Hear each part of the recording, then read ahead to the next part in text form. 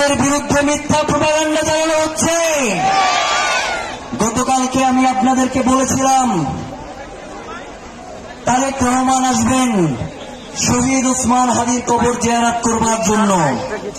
আপনারা 12টার আগ পর্যন্ত কেউ এইখানে থাকবেন না। আপনারা সবাই কি আজিজ সুপার মার্কেটের সামনে দাঁড়িয়েছিলেন না? তারেক রহমানকে যদি কবর জিয়ারতের জন্য আমরা পুরো শাহবাগ খালি করে দেই, তাহলে আমাদের ভাই বোনদের যে ভর্তি পরীক্ষা সেটা আমরা আটকাবো কেন জানতে চাই। পরীক্ষা ছিল 3টায়, আমাদের পুরো টিম ঢাকা বিশ্ববিদ্যালয়ে ঢোকার যতগুলো রাস্তা ছিল তারা সব ওপেন করে দিয়েছে। কোন রাস্তা আমরা ঢাকা বিশ্ববিদ্যালয়ে ঢোকায় আটকাই নাই।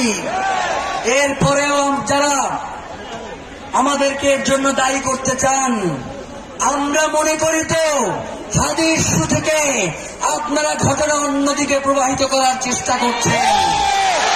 আপনারা কোনোভাবেই চাচ্ছেন না হাদি হত্যার বিচার হোক। নয়তো একটা ন্যায্য দাবি নিয়ে এখানে উপস্থিত হয়েছে মানুষ, তারা রাস্তা ছেড়ে দিচ্ছে, একটা অ্যাম্বুলেন্সও আটকা পড়তেছে না। ভর্তি পরীক্ষার্থীরা উল্টো তারা ভর্তি পরীক্ষা দিয়ে এসে এখানে আজকে হাদি হত্যার বিচারের জন্য অবস্থান করতেছে। অথচ আপনারা সোশ্যাল মিডিয়ায় তথাকথিত সুশীলরা যে বয়ান তৈরি করছেন, এই বয়ানের মাধ্যমে আপনারা হাদিকে হত্যা করেছেন। সুতরাং কোন ধরনের প্রপাগান্ডা, কোন ধরনের মিথ্যা কথা দিয়ে হাদিকে নাই করে দেওয়া যাবে না। হাদি ছিল, হাদি আছে, হাদি থাকবে ইনশাআল্লাহ।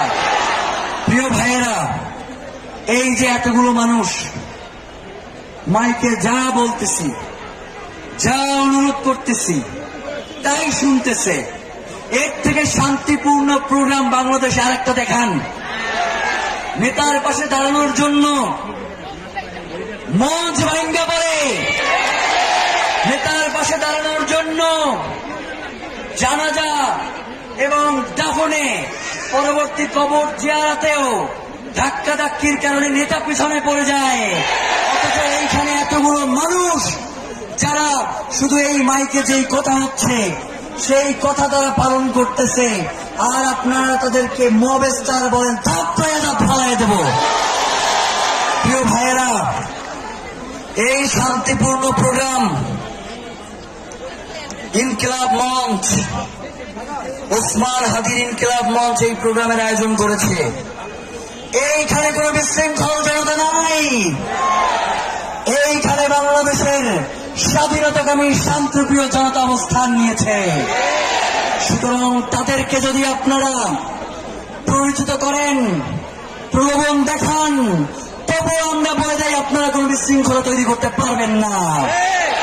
গতকাল থেকে রায় ওসমান হাদিকে গুলি করবার পর থেকেই বিভিন্ন জায়গায় আপনারা মবের সৃষ্টি করেছেন, কিন্তু ওসমান হাদিকে কি আপনারা নাই করতে পেরেছেন?